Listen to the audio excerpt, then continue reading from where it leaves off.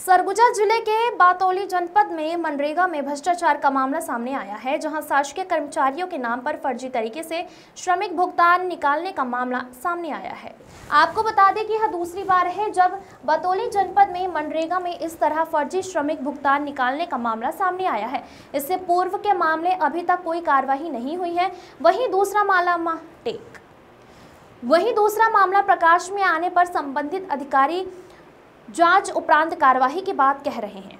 सबसे चौंकाने वाली बात तो यह है कि भटको पंचायत की आंगनबाड़ी सहायिका केरसिनिया और उनके पति सिल्वेस्टर, जो कि सरकारी स्कूल में चपरासी हैं, और उनके नाम से भी मनरेगा का भुगतान किया गया है। आपको बता दें कि कार्यक्रम अधिकारी के बिना हस्ताक्षर किसी प्रकार का जॉब कार्ड ही नहीं बनता। फिर इस तरह के भ्रष्टाचार के मामले पर कार्यक्रम अधिकारी जांच के बाद कार्यवाही की बात कह रही है।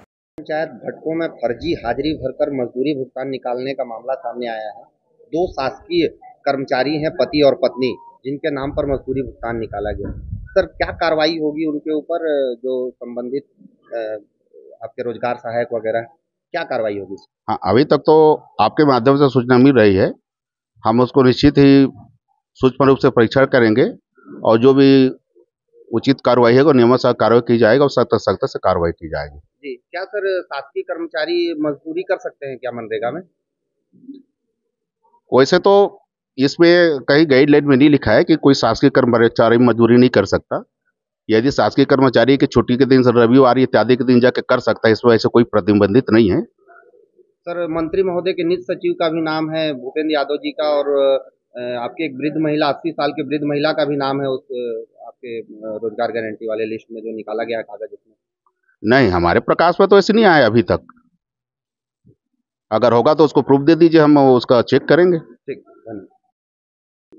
ग्राम पंचायत भटको में फर्जी हाजिरी निकालने का मामला सामने आया है। फर्जी मजदूरी भुगतान निकाला गया है। क्या मामला है दीदी, और क्या कार्रवाई होगी दोषियों को? आप लोगों के थ्रू मेरे को पता चला है, जो मैं जांच दल गठित करूंगी और जो दोषी होगा उसके पर कार्रवाई होगी। जी, क्या शासकीय कर्मचारी नहीं कर सकते हैं? क्या मामला है फर्जी हाजिरी भरने का?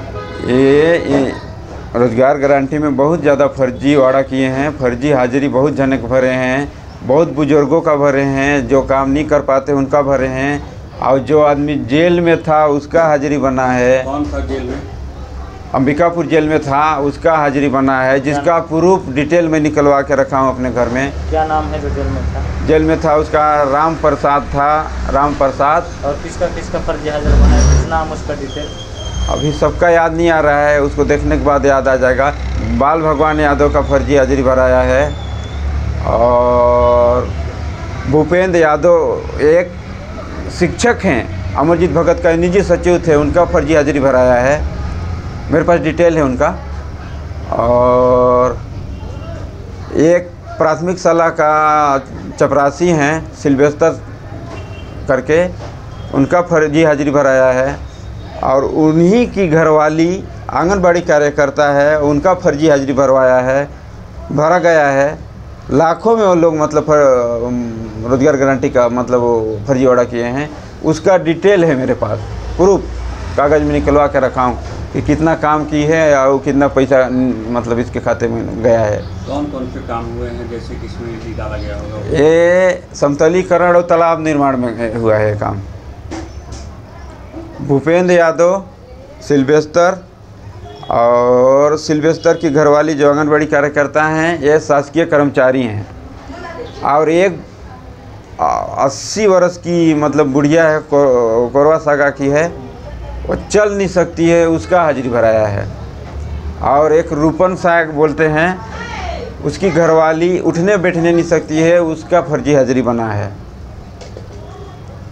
और पूरा उस कागज़ को देखने के बाद तो बहुत कुछ उसमें है, अभी इतना ही याद आ रहा है मेरे को।